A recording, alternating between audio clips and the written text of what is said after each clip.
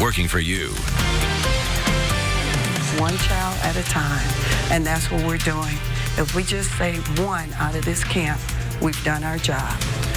New at 5 tonight, tackling Indiana's gang problem by hopefully cutting off the source of potential recruits. And it's all through empowerment. A summer program in Indianapolis is teaching kids how to resist joining gangs. RTV6's Stephanie Wade sheds light on this unique problem and met with the retired police officer who leads the program, speaking with kids she says are very impressionable and vulnerable. It's not all fun and games here. These kids, ages 10 to 14, are learning gang resistance techniques to avoid going down the wrong path. You'll be safer. The gangsters members will protect you all the way in the back over here, Terry. Very good. Everybody have fossil number 6? Yes. They're covering tough topics here at IMPD's Gang Resistance Education and Training Camp at the JTV Hill Center. The 2-week summer program talks to kids about gangs, violence, drug abuse, and crime. They learn what to watch out for, how gang members target them, and what they say to convince and manipulate them. It just struck me how explicit you were with these questions, because will they be faced with these questions from their community, from their environment? Yes, they will. They will have to make that hard decision one day if they come upon someone trying to get them into a gang. They have to remember what they were taught. They tell you, you better do this or we're going to get you. Or we're going to get your family. Even though the summer camp is offered to kids starting at 10 years old, Grinnell says gang members approach children as young as 8.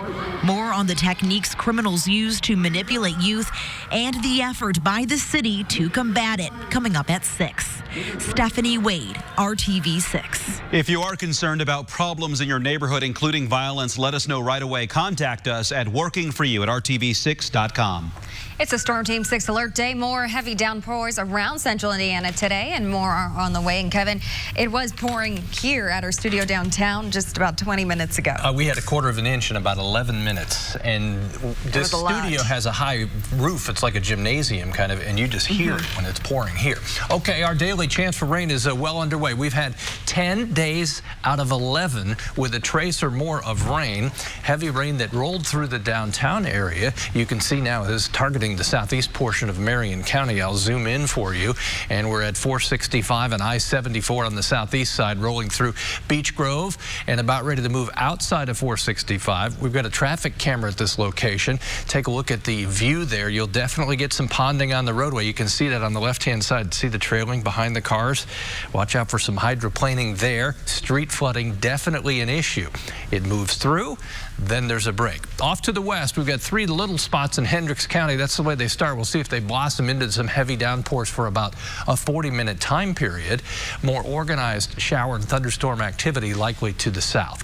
Temperature 77 in Indy. Look what happens when it's not raining. 83 in Terre Haute. Between now and 10 and 11 o'clock tonight, isolated downpours, very humid with slow temperature change.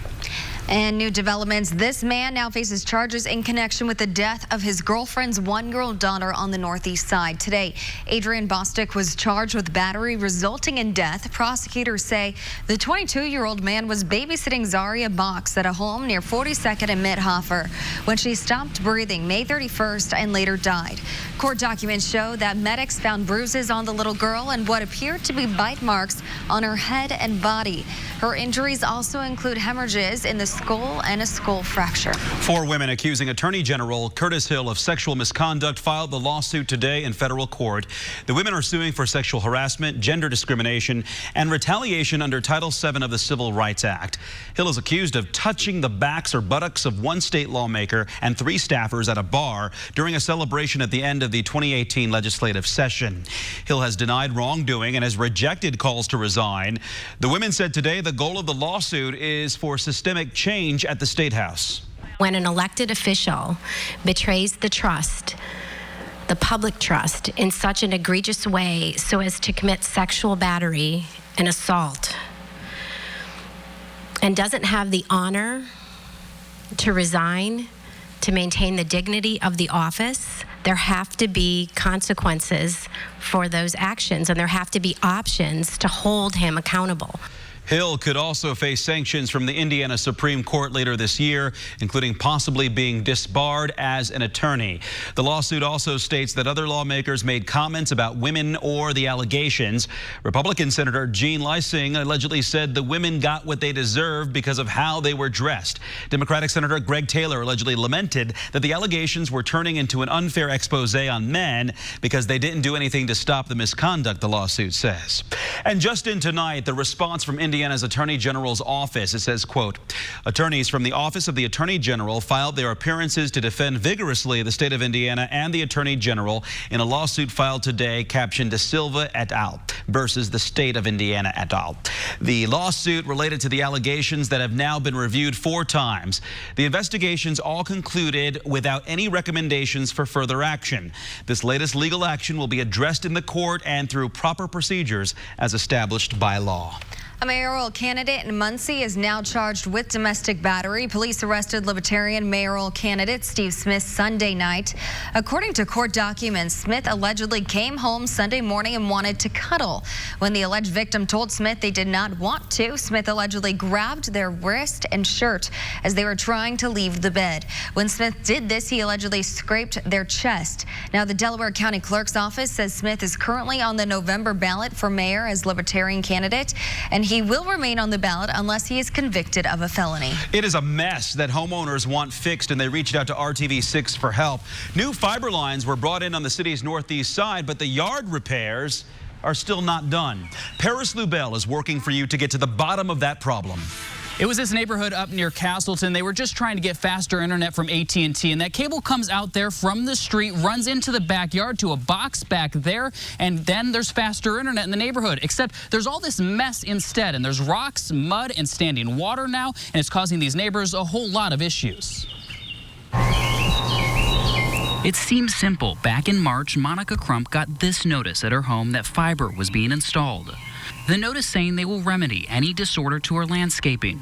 She says the crews finished installing the cables in April, but since then, mud, rocks, and standing water have taken over her backyard. She says her backyard never used to have any standing water.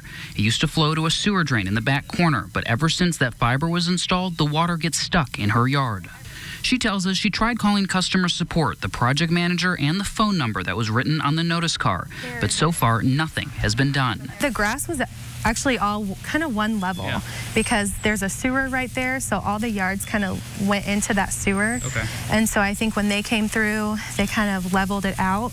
So it's causing all that water to sit there. Nobody's done anything, and it's pretty much been underwater for about a month. And she's not the only one dealing with the issue. Other properties in the same neighborhood have also had their yards ripped up to install the boxes. Coming up on the news at 6, we go to AT&T and ask what's going on. And unfortunately, this happens in a lot of neighborhoods. So what should you do if you're dealing with a similar issue? We'll have that also on the news at 6. For now, on the city's northeast side, Paris Lubell, RTV6.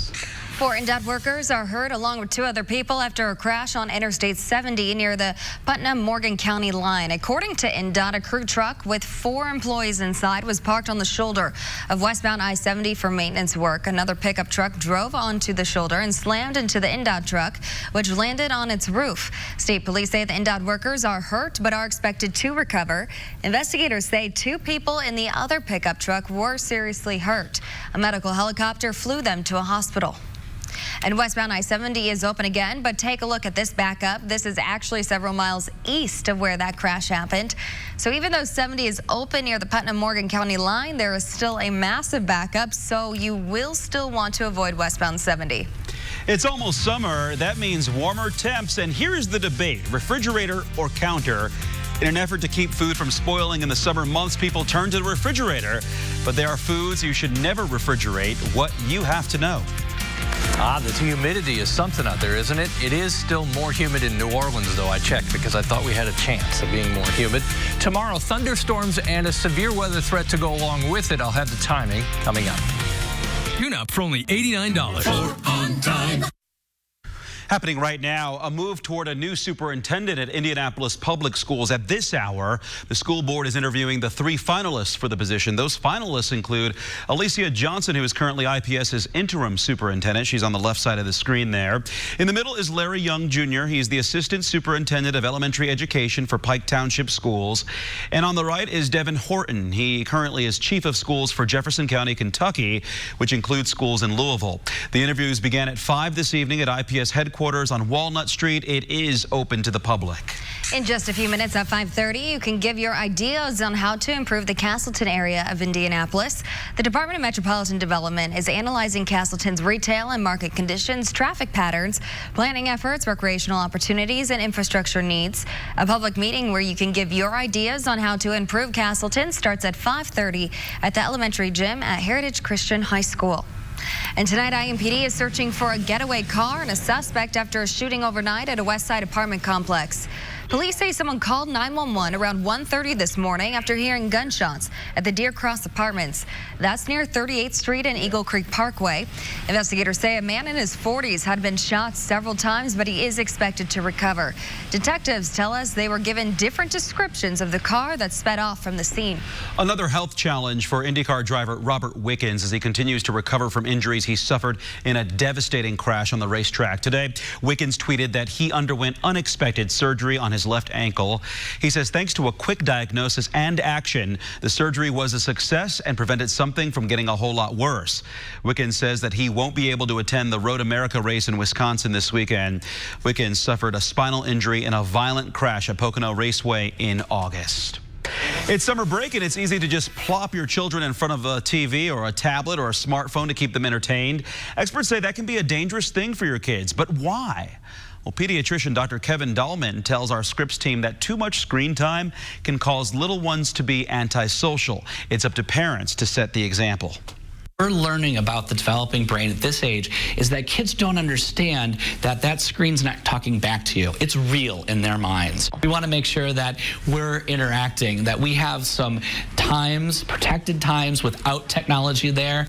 Dr. Dahlman suggests keeping technology out of bedrooms and off the dinner table. He also says educational programming is better than entertainment. The American Academy of Pediatrics recommends no screen time for anyone under 18 months.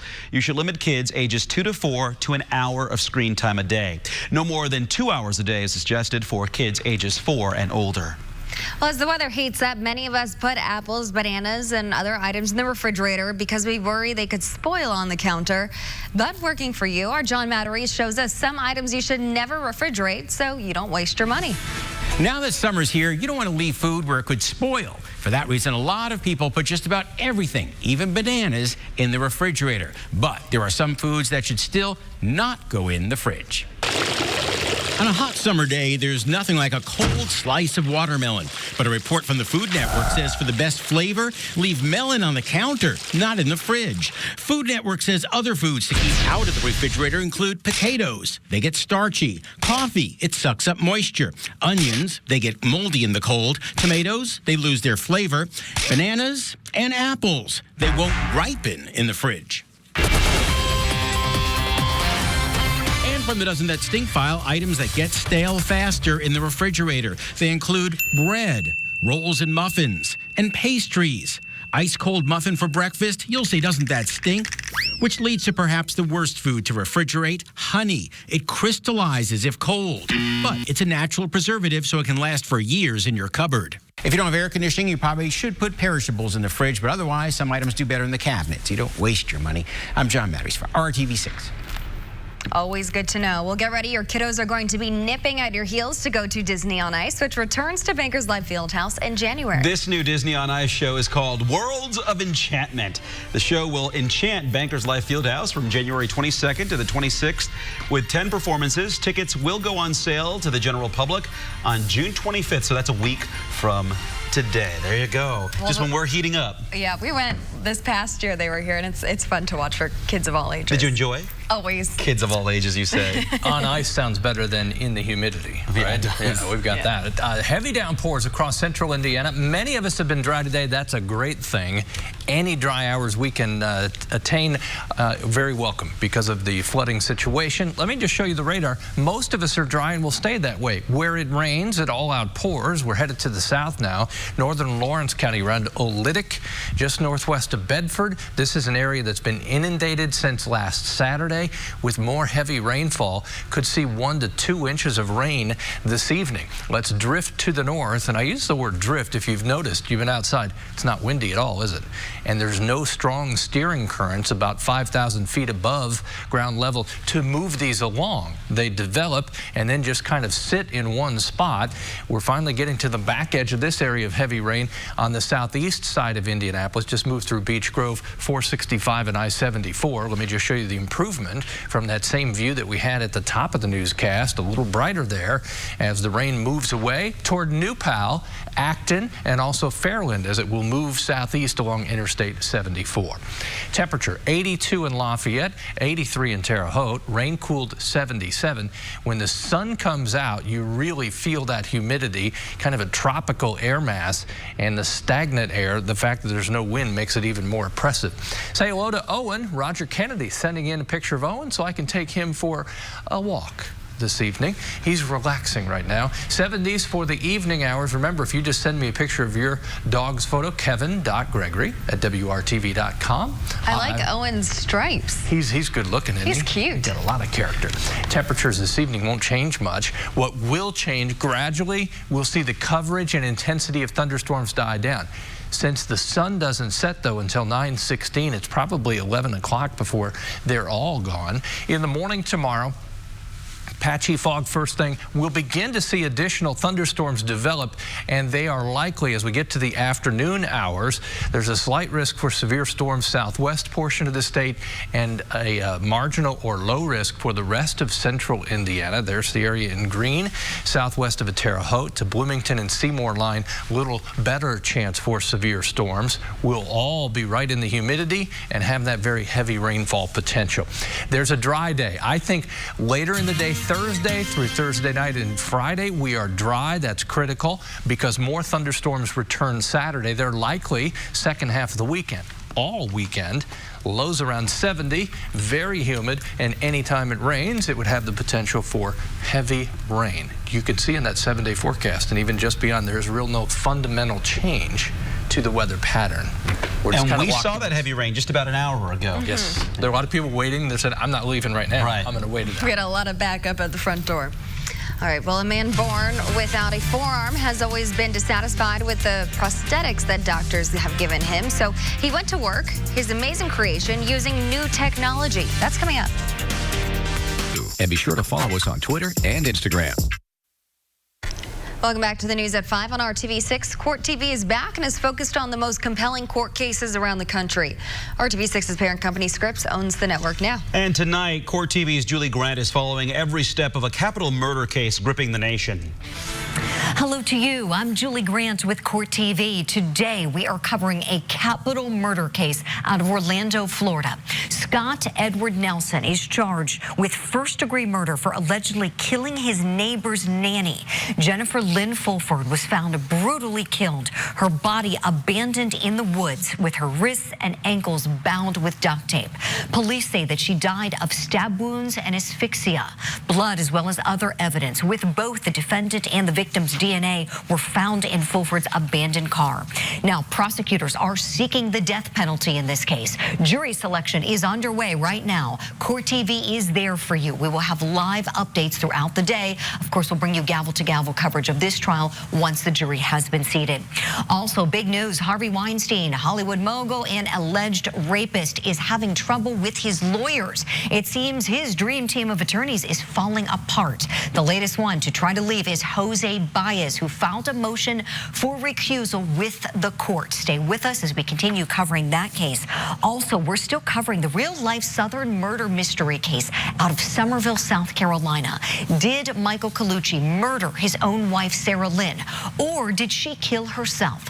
Stay with Court TV for your latest in legal news. I'm Julie Grant. Now back to you in the studio. Julie, thank you for that report. You can stream Court TV anywhere at any time, only on CourtTV.com. Now, an amazing story here. A college student born without a forearm thought way outside the box. He came up with the idea of a lifetime. It all happened in his engineering class at Tidewater Community College in Virginia Beach. AJ Buffetti was born without a forearm, but that has not stopped him. The 22-year-old's engineering passion began at a young age when he started to build all sorts of things. Buffetti's creativity kicked into high gear when he got to use 3D printing machines while studying engineering in college. It was while he was studying a 3D printer that he decided to make his own prosthetic arm. He got the help of his instructor and the school's engineering club to make it happen. And when he came up with the idea, it's like, oh, what a wonderful idea. And one thing I noticed right from the start is he was just pretty fearless and ready to tackle anything. He really didn't seem to view his missing forearm as a limitation. A school assignment that was life-changing for this young man who has overcome life's obstacles. Buffetti's instructor says the prosthetic was the most useful device ever built while he has been with the School of Engineering. And it looks amazing, Impressive. Huh? Yeah. All new at 6 p.m. here on RTV6. They tried to get this problem fixed for over a decade. Now they're fed up and turning to RTV6 for help. The quest for accountability with this neighborhood issue. But first on the Now, Indy, summer is upon us, and that means it's tick season, and they can pass along very dangerous diseases. What you can do to better protect yourself outdoors. You're watching RTV6.